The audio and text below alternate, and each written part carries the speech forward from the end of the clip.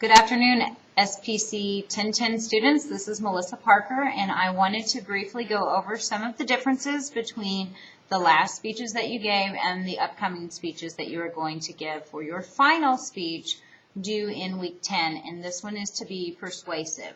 First of all, under the announcements section of the classroom, you will find two video links. The first one is about blood donation, and it is a wonderful example of a persuasive speech that is a student example. It actually came from the author of your textbook, the McGraw-Hill textbook, and Lucas is your author's last name. And then the second one is a great example of Monroe's motivated sequence, and I wanted to walk you through the grade sheet. I'll hold it up so you can see here. I actually sat down and went through and graded this speech, and I wanted to walk you through that really quickly and tell you what an A-level speech looks like and why. And so first of all, under the topic and introduction section, this is a speech on keeping the arts alive in not only this particular speaker's college campus, but also in a bigger scale, and she uses some attention-getting statistics and quotes from some reputable sources, and then also a quote from Sarah Palin, who was discussing cutting some of the funding for the arts. I would give this speaker on her introduction 37 points out of 40. I'm sorry, 38 points out of 40. I did take off 2 points for establishing credibility. She did talk about her personal involvement, but it came very late in the speech.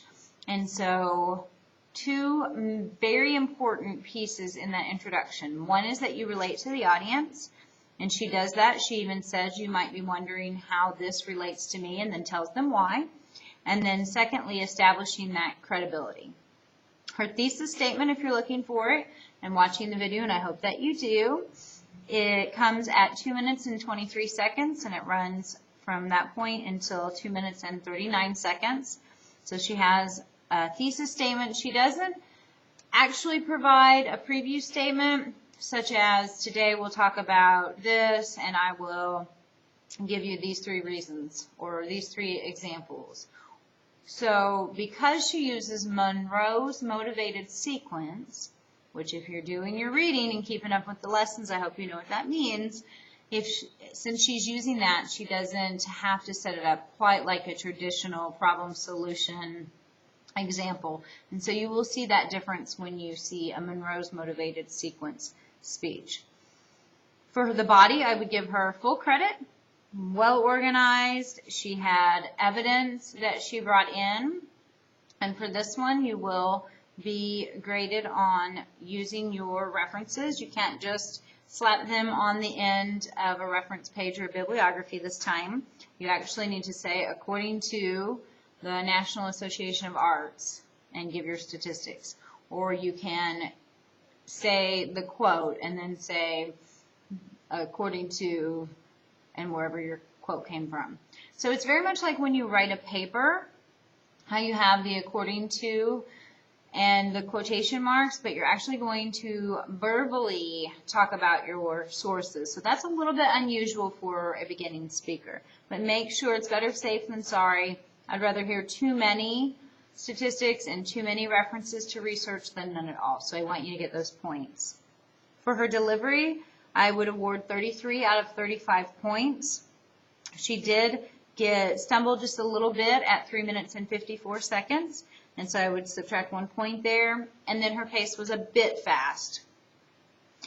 And that's a common problem for beginning speakers, particularly when they're nervous and haven't given many speeches and just want to hurry up and get it over with. For the conclusion, this is very, very, very important. She hit it everywhere.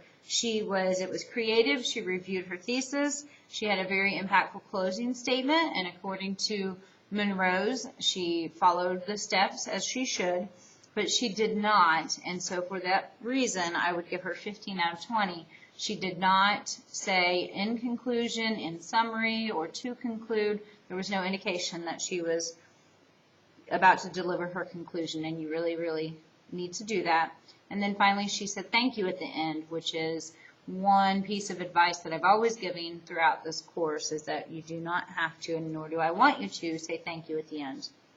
I gave her the benefit of the doubt. Of course, I did not see her outline, but awarded 10 out of 10 there. So that gives her a total of 142 out of 150 points, and that grade percentage would be a 95%. So again, if you want to see an example of an A speech, then I suggest you watch the second link under course announcements, welcome to week 8, all the way down at the bottom, and it's the example of Monroe's motivated sequence that I was referring to today. Have a great week.